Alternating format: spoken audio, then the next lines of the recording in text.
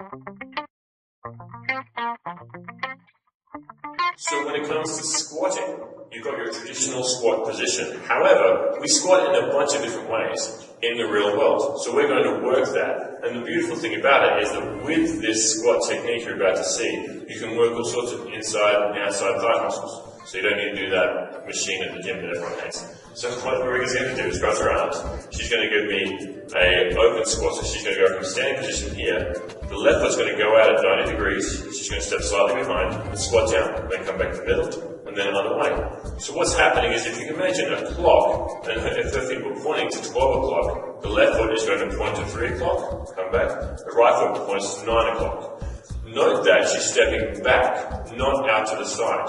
So it's not a step to the side, it's a step back and to the side. Great, and keep that chest high obviously, and nice and tall, put the weight through, share the weight through the heels and the toes, and make sure that the butt drops back as if you're sitting on a chair. And that's how to do an open stance squat. Okay, here's exercise number 2. We're going to do a lunge with a rotation. Adding a little bit of weight. You can use a bag of rice, you can use dumbbells, anything you have that's going to add a little bit of weight to your hands for this movement. And we're working the muscles of the lower body, the core, building the posture, everything strengthening through a range of motion. So we're going to start with the left foot, step forward and rotate, and bring it back to center. Forward, rotate, make sure you're leading with the heel, knees are bending at a 90-degree angle, try to make it one fluid movement, and make sure that that knee is not rocking forward over the toe as you step forward. Keep the shoulders up, chest up nice and tall. Complete your reps on that side, and then we'll switch, we'll do it on the right side. Now that you got the idea of it, pause and complete your reps. When it comes to the movement patterns that we go through in day-to-day life, we have squats, bends, lunges, steps. The movement pattern we're going to work right now is a bend pattern or a tilt pattern from the hips. You'll notice Rebekah has her left leg forward, all the way to the left foot, right heel is up. She's got a sand bell in her right hand, which we have her at Bonza, but if you don't have one of those, again, a bag of rice, a can of beans, a dumbbell, if you happen to have one, would be great. But she's going to reach down and touch the ground just in front of that, tilting forward. So notice as she tilts, she tries to keep that back straight, so she's tilting from the hips, not rounding from the low back. She's going to pull it up, bring it into her shoulder, and then drop it back down again. She's got the left knee ever so slightly bent. All the weight is being shared between the front and the back of that foot, but I want to make sure that big toe stays locked down. Good. She's going to do this, as are you, in just a second, and you'll see that, make sure that the right hand is doing the movement and the left foot is forward. That's the biggest mistake we can make. Have a crack at it, see how it goes. On the doozy, one arm bend, pull. What this means is that Rebekah's going to pull with the right arm while standing on the left leg. The right leg is going to float in the air. She's going to keep this left knee ever so slightly bent.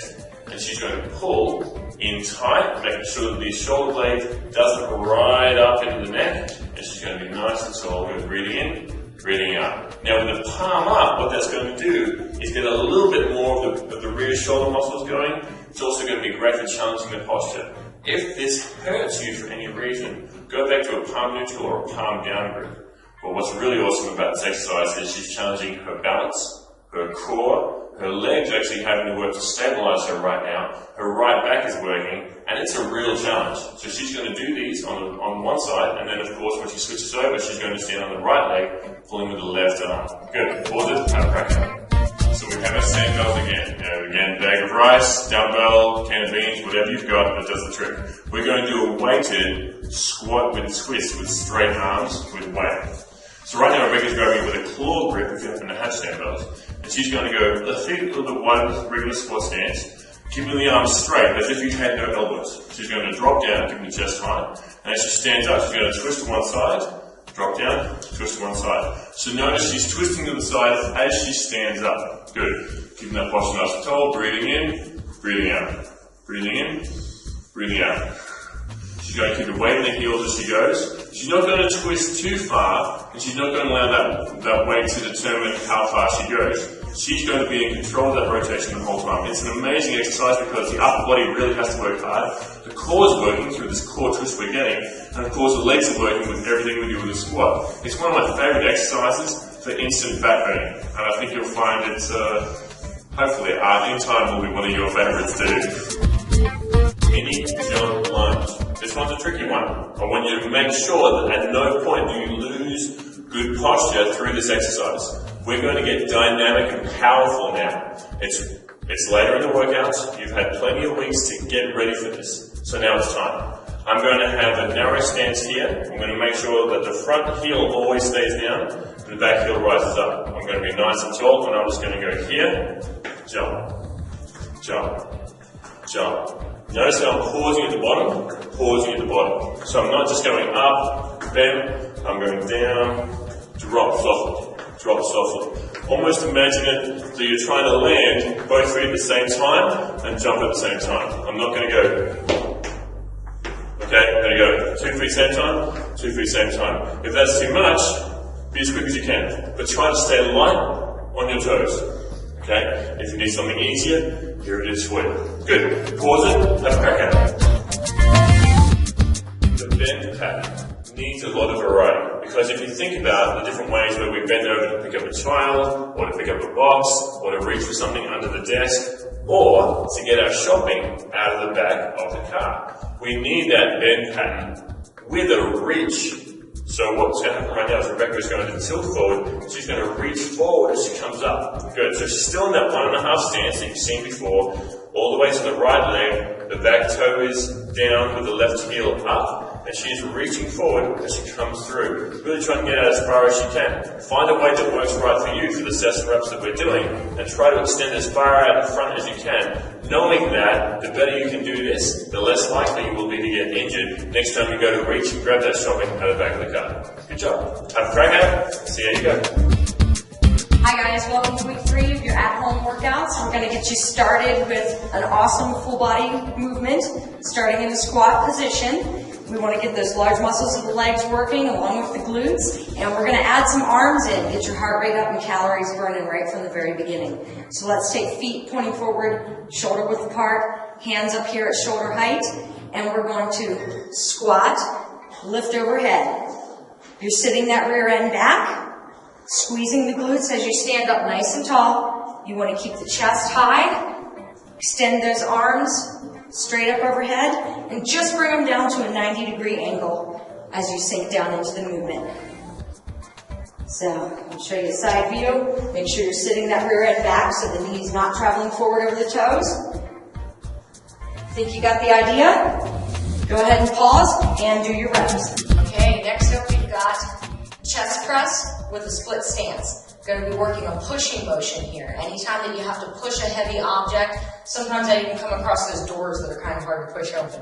So we're going to stand feet shoulder width apart, 1 foot forward. Hands are right here at chest level. We're pressing forward, bringing it back just at the mid-chest line. Working those triceps. You want chest up nice and high. This is great for your posture if you do it the right way. You're standing tall, pressing forward, and make sure that those hands don't come too close to the midline of your body. You want them to come straight out from the shoulders. Keep the core in nice and tight. Stand tall. You'll do 1 set that way, and then you're going to switch feet, do the same thing on the second set. All right, pause it and try it yourself. All right, are you guys ready for some more squats? We're going to get those legs moving. We're going to get the heart rate up, and we're working some different patterns here. So you got to get your brain working too. Going to have the feet a little bit wider than shoulder width apart. So this is a wider stance for your squat. We're going to start at the center. We're going to step forward just slightly. It's not a lunge. It's just a slight step forward, and you come up onto that other toe. As the left foot comes forward, you rise onto the right toe. As the right foot comes forward, you rise on the left toe. Think posture, nice and tall. Chest stays up high. You're going to complete all your repetitions, forward and back. Go ahead and pause it and give it a try. Let's get ready for our next lunge pattern.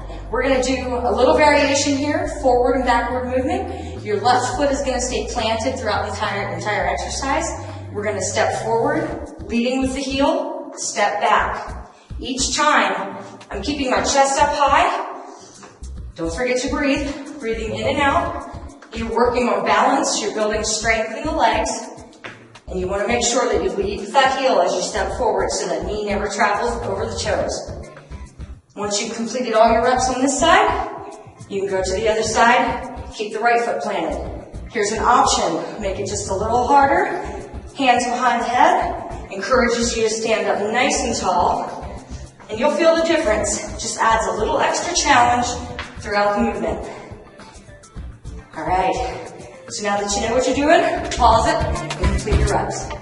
So now we've tried our regular two-hand band pull. It's time to get ready for the core challenge that also involves a great postural stabilizer and muscles at the back will get worked as well. So what happens right now is Rebekah has the band in her left hand, two handles in one hand, with her right leg forward in a split stance. She's sharing the load between the front and the back leg, and she's going to keep nice and tall posture. The only thing that's going to move is going to be this arm. Everything else is going to stay still. Knees soft, nice and tall in the core, bracing the abs. And she's going to pull inside, right there, and let it out. Notice how she doesn't jump up the shoulder. Biggest mistake people make is they try to use these neck muscles to help out. We want to pull that blade back and let the blade roll forward, pull the blade back, let the blade roll forward. Notice how her elbow is pointing out to the side, not jumping up, not dropping down low. What you want to do is imagine the elbow to be an extension of these bands. It's going to stay in a straight line with the bands. She's pulling, breathing in,